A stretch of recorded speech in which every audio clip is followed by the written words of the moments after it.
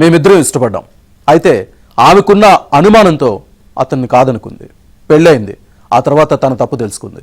మళ్ళీ నువ్వంటే ఇష్టమంటూ వచ్చింది. అయితే కాదన్నందుకే ఈ ఆరోపణలు చేస్తుందంటూ ఆ ట్రైనీ ఐపీఎస్ హైకోర్టును ఆశ్రయించాడు. అసలు వారిద్దరి మధ్య ఏం జరిగింది?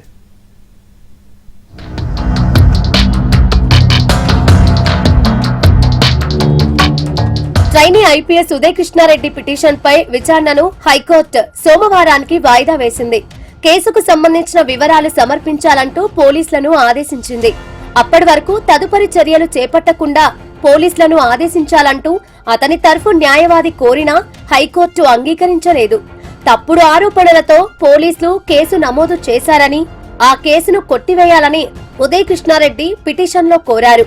పోలీసులు ప్రాథమిక పరిశీలన ఏదీ చేయకుండానే ఎఫ్ఐఆర్ దాఖలు చేశారని, దానిని కొట్టివేయాలని అభ్యర్థించారు.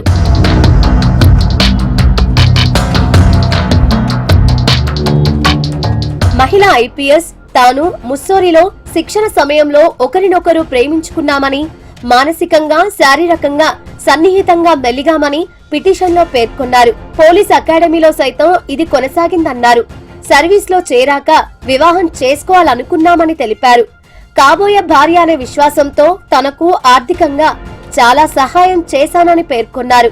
కానీ తనకు మరో మహిళతో సంబంధం ఉన్నట్లు ఆమె అనుమానం పెంచుకుందని, ఈ క్రమంలో ఈ ఏడాది మేలో ఒక ఐఏఎస్ అధికారిని వివాహం చేసుకుందన్నారు. తరువాత తనకు మరే మహిళతో సంబంధం లేదనే విషయం అర్థమైందంటూ, తానంటే ఇప్పటికీ ఇష్టమంటూ పోలీస్ అకాడమీలో తన గదికి వచ్చిందని ఆరోపించారు. కానీ ఆమెకు వివాహం కావడంతో తనని తిరస్కరించానని, వేరే అమ్మాయిని పెళ్లి చేసుకుంటానని తనతో చెప్పానని పిటిషన్లో పేర్కొన్నారు.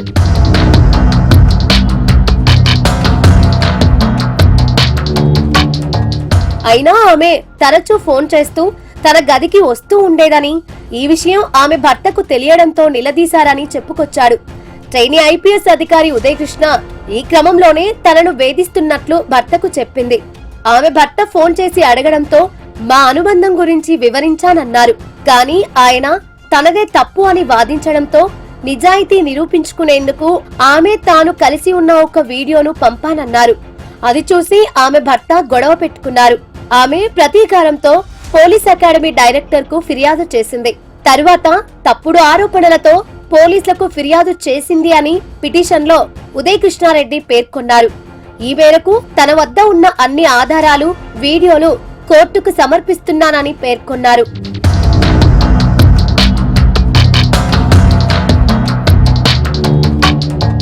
ఈ క్రమంలో ఉదయ్ కృష్ణారెడ్డి ఐఫోన్ ను, బాధితురాలి ఫోన్ ను పరిశీలిస్తే వ్యవహారం ఓ కొలిక్కి వచ్చే అవకాశం ఉంటుందని పోలీస్ వర్గాలు వెల్లడించాయి.